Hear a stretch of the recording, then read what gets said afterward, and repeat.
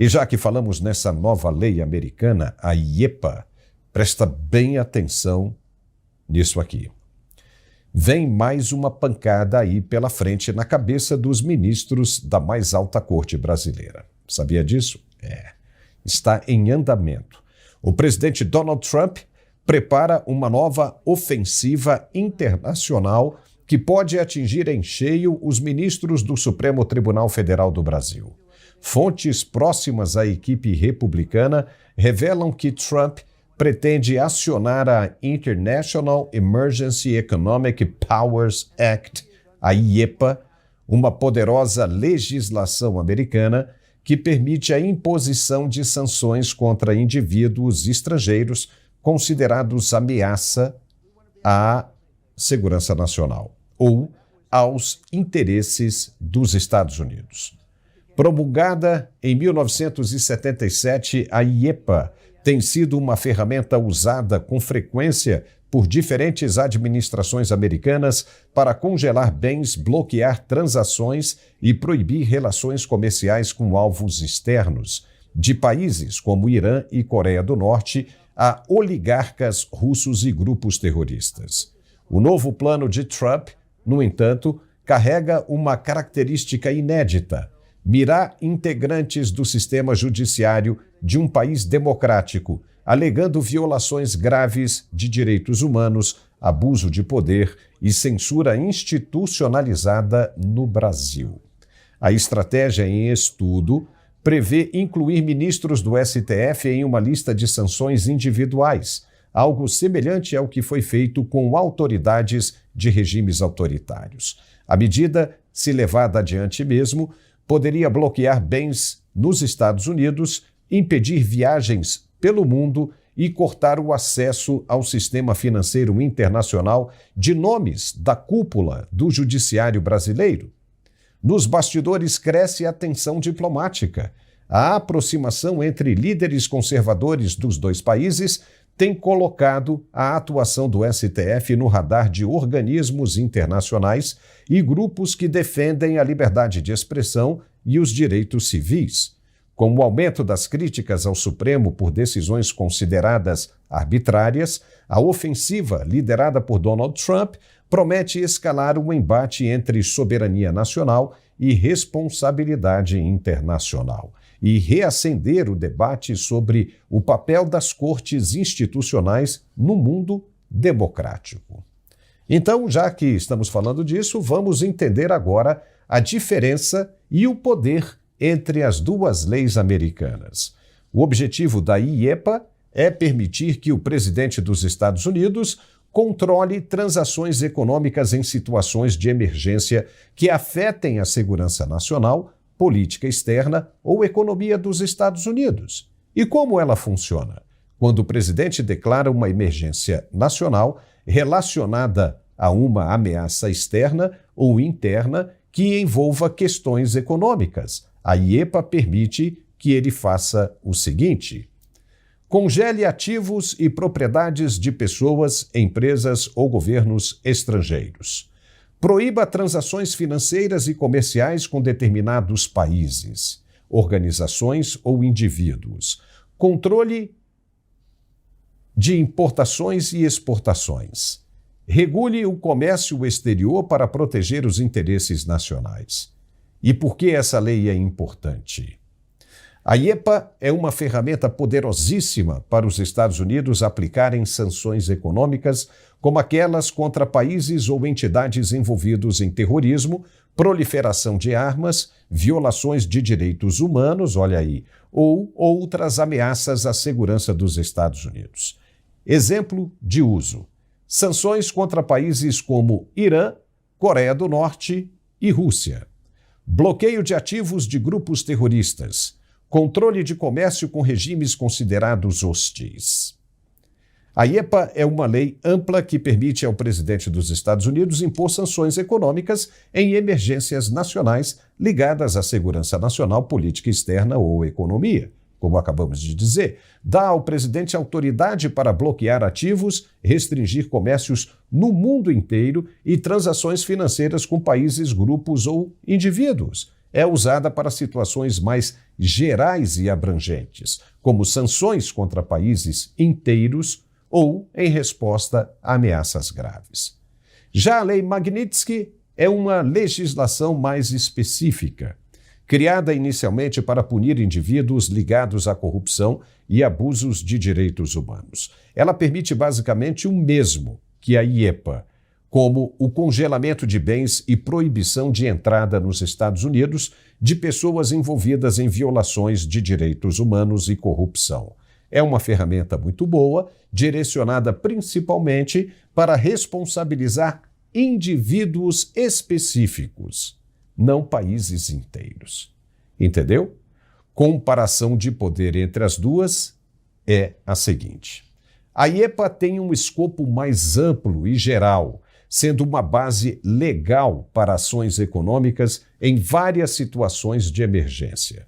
Já a Lei Magnitsky é mais focada e especializada em combater violações de direitos humanos e corrupção, visando indivíduos específicos. Então, como se deu para perceber, a IEPA pode ser vista como uma lei estrutural e abrangente que dá poderes amplos ao presidente. Ou seja, a IEPA pega todo mundo de uma única vez.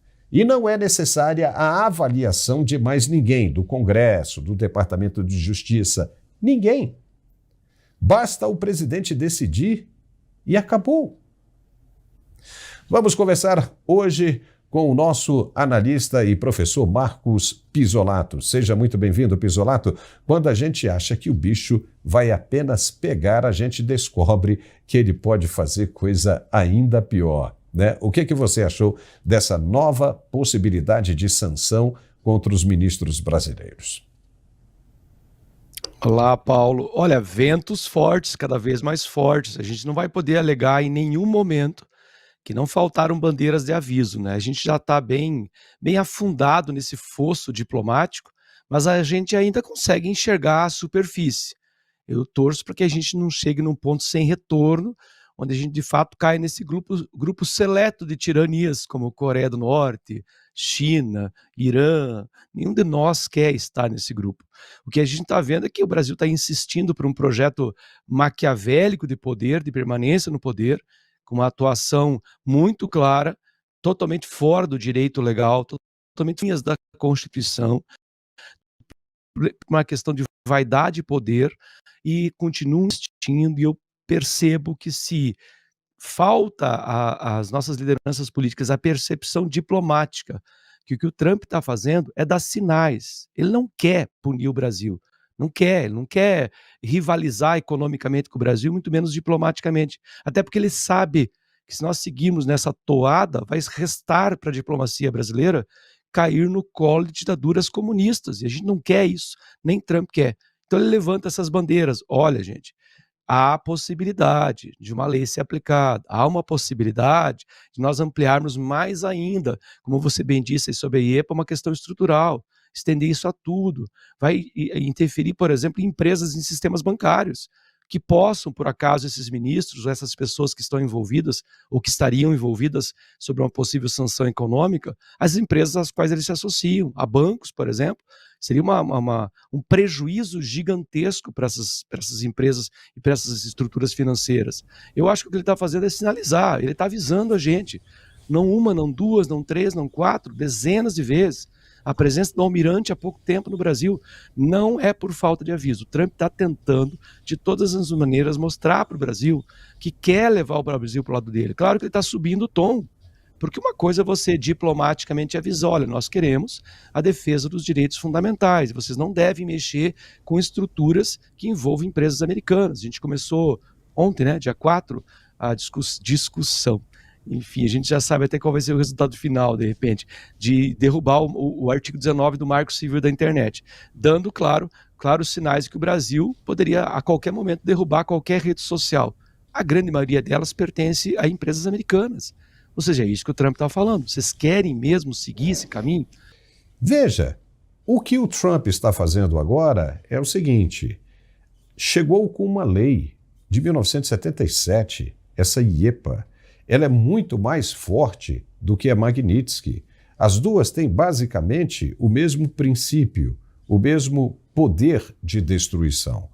Porém, a Magnitsky é individual. Imagine, se ele foca num ministro apenas do Supremo, teria que passar por outro processo para atingir um segundo ministro. Passar por um outro processo para atingir, por exemplo, o presidente da República. Já na IEPA, não. Na IEPA, uma canetada só, ele já pega todo mundo de uma única vez. Imagine, já entra tudo. Que nem nós falamos ali, instituições bancárias, instituições financeiras, tudo que você puder imaginar entra no pacote. Entra o Itamaraty, entra o Executivo, entra o Legislativo, entra quem ele quiser. E o mais interessante, não precisa passar pela aprovação do Congresso Nacional, pelos republicanos e democratas, não precisa passar pelo Departamento de Estado. É um artifício, uma atribuição exclusiva do presidente da República. Então, Donald Trump tem a caneta na mão. A partir do momento que ele toca... Veja que o negócio escalou, Pisolato. Ele escalou. Essa crise foi acima. A Magnitsky era uma coisa só. Agora ele pode pegar, se quiser, se ela vier mesmo com essa lei IEPA, ele pode pegar todos os ministros da corte com uma canetada só e respingar para quem mais ele quiser. E essa turma não está entendendo o poder de destruição dessas duas leis. Porque se elas vierem, eles vão sofrer muito. E estão apostando, né, num processo midiático internacional, achando, eu vi isso na televisão, que o Brasil vai contar com o apoio de outros países que supostamente não irão gostar de ver os Estados Unidos interferindo em sua soberania e vão se aliar ao Brasil. Só que aí não se trata de uma invasão da soberania, um atentado contra a soberania. Os Estados Unidos estão tratando única e exclusivamente das coisas que aconteceram em seu território. Que aconteceram dentro dos Estados Unidos. O que aconteceu ali, que eles estão alegando, já foi mais do que o suficiente para a aplicação dessas sanções. Não tem nada a ver com o processo, não tem nada a ver com o Bolsonaro, não tem nada a ver com o que os caras querem que se mude no Brasil. Não. Eles estão julgando já fato ocorrido. E contra fato não há argumentos. Estão reunindo todas as provas, estão se reestruturando, ou melhor, agrupando argumentos para na hora de apresentar, na hora da ripa descer, ninguém ter o que reclamar. Então o negócio é feio, é brabo. E aí estão tentando puxar para um lado da soberania, de invasão no poder judiciário, mudar o que o judiciário está fazendo com relação a questões internas e coisa e tal. Não, a coisa é outra. O que está se passando hoje com as questões internas, o que está se passando hoje acaba aumentando ainda mais a necessidade dos americanos em agir, em tomar decisões que eles querem tomar. Isso só acaba confirmando tudo aquilo que eles têm. E aí o bicho vai pegar, né, Pisolato? Olha, Paulo, essa lei EPA, ela provavelmente deve ter sido aventada pelo Trump por causa daquela suspeita de que o Brasil estaria intermediando a venda do petróleo da Venezuela, como se o Brasil estivesse vendendo, portanto, isso seria uma violação de comércio internacional e a IEPA poderia ser muito bem aplicada. E se a nossa ilusão de que países ditatoriais vão nos ajudar por conta de uma possível sanção que a gente possa receber, bom, lembre-se que se um país como a China vier ajudar um país sob efeito dessas leis, as empresas chinesas podem ser punidas justamente por se associar. É essa sinalização que eu falei no começo. O Trump está levantando bandeirinhas, olha, vão até aqui, olha, gente, recue, vamos voltar para as negociações, e a gente olha em volta no mundo, até a China sentou naquela questão das guerras tarifárias, alfandegárias, até a China sentou, o Canadá sentou, o Reino Unido sentou, todo mundo quis negociar, ninguém quer perder o mercado americano, ninguém quer perder o consumidor americano, De maneira nenhuma. E o Brasil parece que está nesse modo, né? Aliás, esse governo como um todo, né? Porque eu já incluí até os ministros como parte desse governo, porque eles agem muito claramente com posição partidária, e depois a gente vai comentar sobre isso, inclusive. Então é claramente parte de um grupo político e age apenas em dois modos, né? Existe o modo executivo, que é o presidente, que faz promessas que não pode cumprir, e o modo fazer besteira. Porque cada vez que eles agem como executivo, ou mesmo como judiciário, agem fazendo besteira. Quando falam fora do modo fazer besteira, eles estão prometendo coisas que eles não podem cumprir. Essas narrativas não vão resolver. É jogo de gente grande, é cabo de guerra com um monstro econômico gigantesco de um lado, que são os Estados Unidos, e um anão diplomático do outro. Não adianta fazer discurso, pode falar o que quiser, pode estar falando aquela claque lá privilegiada, que novamente o nosso presidente ofendeu o governo americano, acusou, não foi nem indiretamente, né? Acusou diretamente de matar pessoas e usou isso aí como argumento. Bom, se for para matar pessoas, nosso crime mata muito mais pessoas do que morre, sei lá, nas guerras por liberdade que os Estados Unidos defende. Então, essa postura que o Brasil está tomando, é que eu repito, eu estou colocando o nosso governo, o lulopetismo de um lado, junto do judiciário. Por mais que a gente veja aí de vez em quando um ou outro ministro com certos áreas de lucidez, a gente sabe que eles têm um lado. Isso está muito claro em todas as ações e atitudes que andam tomando, todas as solturas que eles andam promovendo. O que nós não podemos fazer, e que eu acho que o nosso parlamento continua num ritmo muito moroso, aquele ritmo de parla, mas agir mesmo que é bom, nada.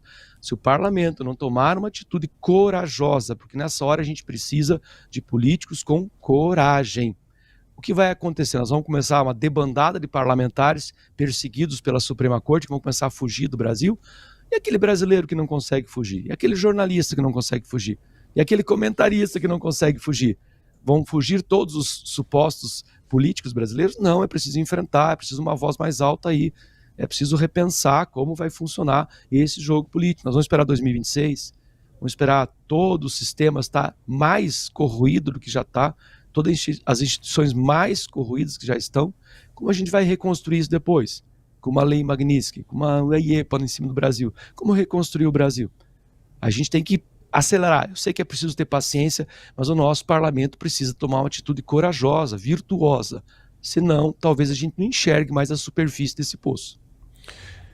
Olha só, é um negócio realmente muito complicado, né? Porque as pessoas, a gente já disse isso aqui uma vez, eu vou dizer de novo, acham que o americano, por falar inglês, ou seja, não entender o português, não é tão inteligente quanto o brasileiro. Mas olha só como é que as coisas estão andando, como é que elas mudam, né, de um nível para o outro, assim, de uma maneira, né, muito inteligente, muito esperta. O presidente americano já identificou aonde ele quer chegar e quais são os instrumentos que ele precisa usar para atingir esse objetivo. Veja, ele sabe da importância do Brasil. No tabuleiro geopolítico, o Brasil representa muito para os Estados Unidos. Ou seja, ele já disse lá atrás que a América é dos americanos. Americanos completos, né? Sul-americanos, central-americanos e norte-americanos. Ele deu aí um espaço de que não, deu um sinal de que não há espaço para os asiáticos, nem para os do leste da Europa, né? Estamos falando de China e de Rússia. Ele não vai abrir mão. O governo americano não vai abrir mão. E os caras estão vendo essa proximidade do governo brasileiro com essa história de BRICS, que eles já miraram, disseram que vão acabar com o BRICS, né, porque isso representa tudo de contrário da política de interesses americana. E eles estão percebendo essa proximidade. Você veja que o Brasil, né, o presidente brasileiro vai na França com o Macron e diz que a guerra da Ucrânia com a Rússia só depende dos dois. E ele foi corrigido pelo Macron. Falou, não. Isso passou outra vergonha, né? Se mostrou desinformado, né? Essa guerra só não acaba por causa da Rússia. E a Rússia deve ser inteiramente responsabilizada. A Ucrânia não, porque a Rússia invadiu a Ucrânia. Ele falou isso hoje, de manhã, pisolato. O presidente brasileiro passando vergonha lá. E ainda fica falando fica falando, ou seja, vai de encontro a um dos aliados mais importantes dos Estados Unidos, que é Israel. Vai bater de frente, vai chamar o povo israelense, o exército, o governo israelense de genocida. Complica. Para que se meter nisso? Para que se meter nisso? Isso é uma questão interna lá. E aí fica se colocando de um outro lado e depois não quer tomar pancada na cabeça? Ou Olha, seja, Paulo, isso tudo está acontecendo, e se essa lei, essa IEPA, vier mesmo, o Brasil inteiro estará ferrado por causa de dois nomes. De dois nomes, basicamente, que nós sabemos quem é. Um é o presidente do Executivo. Então é complicado, né, Pisolato? Você quer falar? Fala. só para encerrar sobre essa fala do Lula, aquilo foi assustador, né? Até meus alunos vieram para professor, mas foi isso mesmo? Ele falou isso mesmo? Que os judeus devem parar do seu vitimismo? Coloque essa frase na boca do ex-presidente Bolsonaro. O mundo caía, ele era chamado nazista para baixo. Eles estão tentando inverter, isso é chamado duplo padrão moral, né? Então defende a Rússia e acusa Israel. Mas, peraí, mas defende o invasor e acusa o país que está se defendendo de um grupo terrorista. Falei bem devagar, porque os grupos de esquerda no Brasil entendem o Hamas como um grupo político. É só procurar na internet as cenas do fatídico dia em que o Hamas invadiu aquela rave de pessoas inocentes. Não eram soldados, eram jovens que estavam festejando, comemorando. E as cenas, claro, são bastante chocantes, porque são tremendamente violentas. E a pessoa vai lá e diz que os judeus estão de vitimismo. Meu Deus, isso é uma inversão histórica, que só por isso, só por esse tipo de postura, se nós tivéssemos um parlamento um pouquinho mais, um pouquinho mais de hombridade e coragem, já mereceria um processinho de impeachment, porque isso aí põe o Brasil numa posição ao lado de nações terríveis, que Não, eu sinto vergonha realmente e o de pensar curioso... que um dia nós vamos ter que explicar isso em sala de aula, Paulo. Não, e teve mais, né? Você viu que a Rússia fez um ataque, né, catastrófico ali na Ucrânia, matando inúmeros civis, mulheres, crianças, e o governo brasileiro não falou nada. E quando é a Rússia que extrema ataca, imprensa mostrou destrói, ninguém fala nada, ninguém fala nada. A né? extrema imprensa brasileira mostrou o ataque de Israel, né? É, Olha só que então coisa, vai. né?